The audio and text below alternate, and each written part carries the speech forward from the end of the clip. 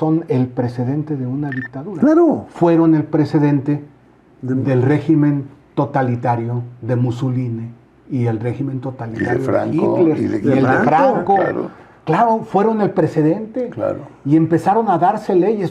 ¿Quién convirtió a Hitler en el único legislador y desapareció todos los partidos? Porque mandó a la clandestinidad al Partido Socialdemócrata, a los comunistas y a los liberales. Desapareció el Congreso y puso un Congreso a sus órdenes. Y puso una corte a sus órdenes. Eso que está pasando hoy es el paso inmediato a la instalación de un régimen totalitario o de una dictadura, como quieran llamarle. Porque otra parte muy importante de la población, todo eso que tú dijiste, no le tiene mayor interés e importancia. Por el momento. Por el momento, porque está recibiendo hoy una lanita que le ayuda a sobrevivir. Esos alemanes que tú dices que empezaron a vociferar hasta que cayó Hitler, esos alemanes en la época de Hitler estaban muy contentos. ¿Han visto esa fotografía donde está pasando Hitler y todos ponen el saludo nazi salvo uno, ¿no? Sí, está. Que está sin levantar la mano. Bueno, pues así está la proporción, ¿no? Y eso sí, recibiendo una lanita, porque a los populistas no creas que les interesa tanto la inversión extranjera. No. Les interesa cómo se apropian de la riqueza nacional para estar sobreviviendo ellos como un régimen totalitario. ¿Qué pasa en Nicaragua? ¿Qué pasa en Venezuela? ¿Qué pasa en Cuba? Quiero hablar en español y digan las palabras correctas. A partir de hoy hasta ahora, ¿qué es México políticamente hablando? Una dictadura. ¿Cómo? A ver, les pongo un ejemplo. Si mañana se le ocurriera a alguien proponer, o a la presidenta, que debería de regresar la esclavitud para los güeritos de ojos azules. Por ejemplo. Y no porque tengan los ojos azules aquí el coordinador, pero a ver, ¿qué pasaría? Ahora yo te voy a poner... O sufragio efectivo sin reelección. O reelección. ¿Por quitar los partidos? Déjame darte una respuesta. Claro. Hoy dijo la ministra presidenta que había dos condiciones que sí se podían localizar perfectamente como elementos pétreos del constituyente del 17 que no podían cambiarse, que no deberían de cambiarse y que ningún constituyente, ningún congreso podía cambiar, solamente un constituyente nuevo. Esos dos elementos eran el de un Estado de Derecho y dos, el de una república de poderes separados y en equilibrio, haciéndole contrapeso unos a otros. ¿Qué pasa ahora? A tu pregunta. Sí. ¿Desaparece el Estado de Derecho? La verdad. Porque van a poner a los que quieran ellos. Y dos, desaparece el poder judicial autónomo e independiente, pero también ya sé que están dando ustedes la batalla junto con otros ahí en la Cámara de Diputados, pero la mayoría de la Cámara de Diputados y de senadores está bajo el control total y absoluto de la presidenta o del expresidente López Obrador. ¿Y cómo se llama eso? A ver, yo te voy a decir cómo describo a México. Un país no democrático, porque para empezar no hay deliberación democrática en las cámaras. En 3 horas votaron 15 o 20 legislaturas sin leer nada. Eso no es un país democrático. Es un país sin certeza jurídica, porque tú, y el que nos esté viendo mañana, no va a saber qué va a pasar en este país jurídicamente.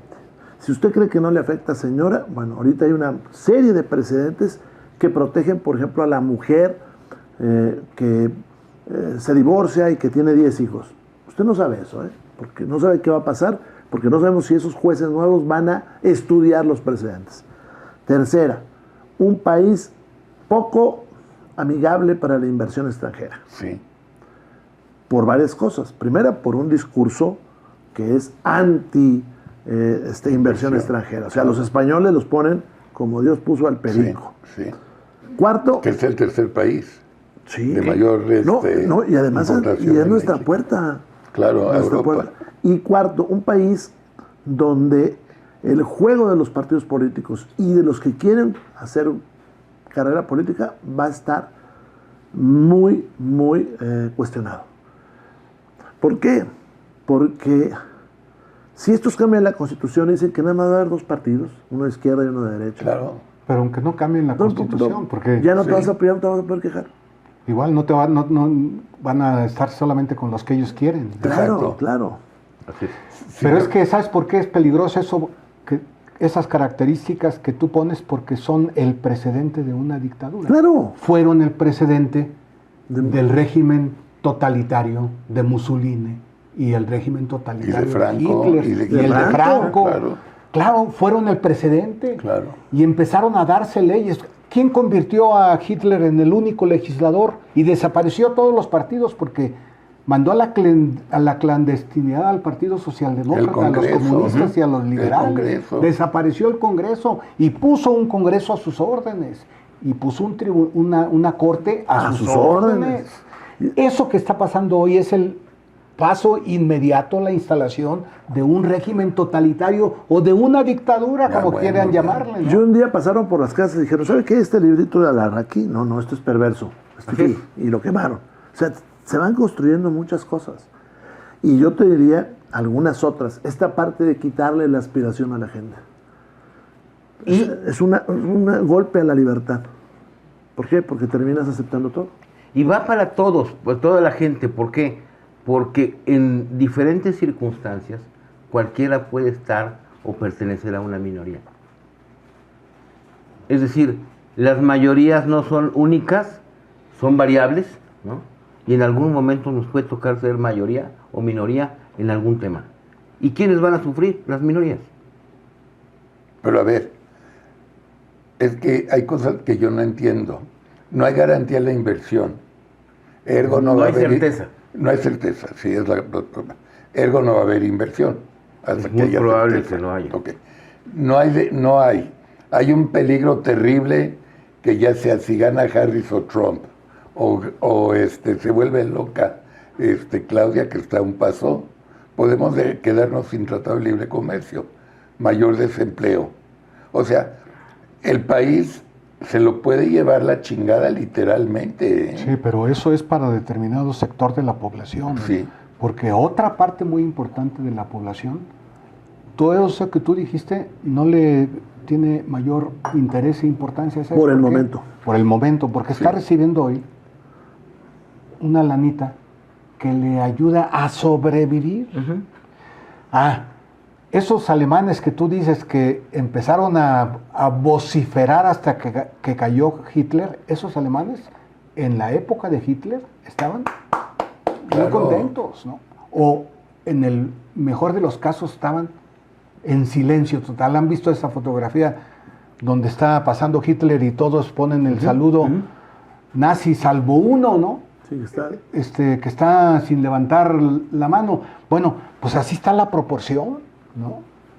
Y eso sí, recibiendo una lanita, porque a los populistas no creas que les interesa tanto la inversión extranjera. No. Les interesa cómo se apropian de la riqueza nacional para estar sobreviviendo ellos como un régimen totalitario. ¿Qué pasa en Nicaragua? ¿Qué pasa en Venezuela? ¿Qué pasa en Cuba? ¿Qué pasa en otros países? No les interesa crecer. Alguien dice, oye, no estaban exagerando, nos dice allá. No, nada más analicemos lo que está sucediendo y cómo han ido escalando, ¿no?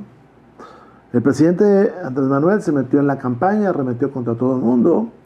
Los programas sociales, que estoy de acuerdo en ellos, pero también se entregaron más cantidad ese año, se juntaron, pues, estoy de acuerdo. El miedo que se infundió de que los programas desaparecieran. Luego ganan con el 54%, pero se quedan con el 75%. Bueno, y ahora, muy sencillo. El juez que va a determinar si hay competencia económica leal o no leal en un juicio, allá en un tema que esté pasando en Coahuila, por ejemplo, pues no va a ser experto en economía, ni experto en derecho económico, ni siquiera usted de Coahuila lo va a votar, porque esos tienen residencia en la Ciudad de México y aquí se van a votar. Y el juez garantista, así le decimos nosotros, al que protege los derechos humanos y que llega un joven, esto pasó hace unos días, llegó una señora, un señor al cual le habían hackeado o suplantado la identidad y traía una deuda millonaria por no pagar impuestos, y el juez B, era juez mujer, la juez B, que es una persona que incluso, lo digo con respeto, batalla con sus facultades, y lo exonera. No, el juez que van a escoger para adentro. Y si el juez de Badiraguato, ¿usted por aquí quién cree que va a proteger? ¿Y el de Reynosa? ¿Y el de Matamoros? ¿Y el de Laredo? ¿Y el de Tierra Caliente? Eso es lo que están votando. Entonces sí nos va a afectar a todos, ¿eh? Y no estamos exagerando. La presidenta hoy se lanzó contra el Washington Post. Sí, así es. Ah, bueno. Y se lanzó contra los que escriben, los mexicanos, Cedillo, mexicanas, sí, Ernesto. que escriben en el Washington Post. Y ella dice, ¿y para qué escriben en el Washington Post?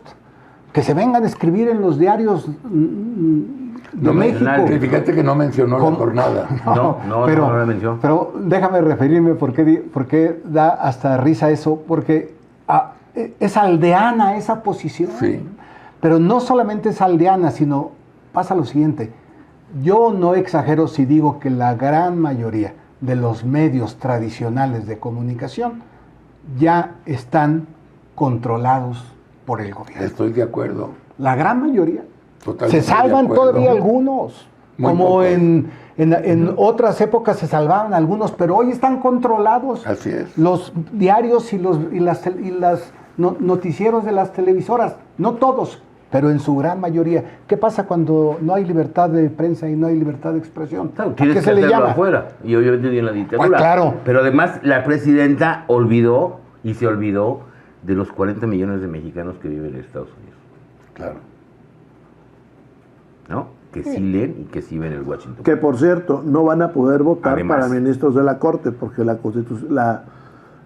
Constitución no dice nada sobre ese voto. Aquí somos 130, allá son 40. Ya ven cómo las minorías... Pero esos empiezan a 40 Pues digo- son muy importantes por el dinero que mandan acá. Sí, claro, pero son minoría. Como son las minorías, pues a ellos no hay que pelarlos. Ahí está un ejemplo de a dónde vamos. Y yo te quisiera poner otro ejemplo, porque hay que insistir en que no exageramos, porque si no, si pensamos que las cosas están más o menos bien y que no es cierto que estemos avanzando hacia una dictadura, la gente va a ponerse en el sillón a ver qué sucede, a ver qué pasa, en lugar de avisparse y en lugar de ponerse listo. ¿A qué me refiero? El comité de evaluación para poder ser votado como Claro, ya se lo van ministro Es una risión. es de Así dirían en risa. mi pueblo, es una risión. Es una risión porque van a poner, bueno, ya pusieron a pura gente de Morena para que seleccione quiénes son los que reúnen las aptitudes para ser ministros de la Suprema Corte de Justicia.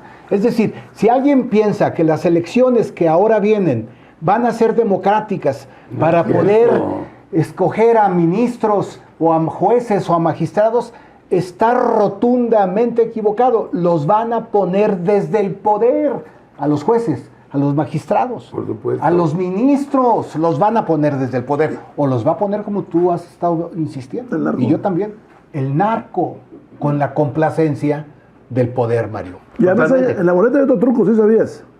En la boleta van a decir, Juan Pérez, lo propuso la presidenta. La peor. Carlos Álvarez, lo propuso la Corte. Pues les van a decir a ciertos grupos, A los que controlan. vota por este. Claro. O sea, les van a ayudar para que el acordeón no sea tan complicado, pues casi van a marcar por quien tienen que votar. Es decir, es un país donde se acabaron los contrapesos. Sí, y donde una parte importante de la gente está bajo control clientelar y bajo control corporativo, que es una condición de todos los regímenes autoritarios. Pero no hay que rendirse. Hay que No, seguir. eso sí. Eso sí. Estoy No sé cómo vaya la diciendo elección que la americana, situación porque está ese es difícil, otro pero, chistecito. No sé, pero también hay que decirle a la gente que la situación está difícil para que peleen. Sí, claro, ¿y qué va a para pasar? que levantemos. Ellos no te van a decir nada hasta que digan, ay cabrón, ya no me alcanzó. Es que va a ser pronto, ¿eh? Sí. Desgraciadamente, Sí. va a ser muy pronto. Va a ser muy pronto. Nada más les doy 3 datos, ¿no? Asústanos. En septiembre se borraron 278,000 empleos. En septiembre Sí. Pero porque se va a aprobar el presupuesto Así es. de egresos. De egresos y ahí en noviembre. se van a liquidar los sueldos, los puestos de muchos 270,000 trabajadores.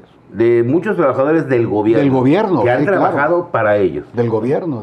Se han quejado de los gastos, pero nos dicen, nos enteramos ayer, pues que el país dista mucho de la autosuficiencia alimentaria, es decir, ya no producimos nuestra comida.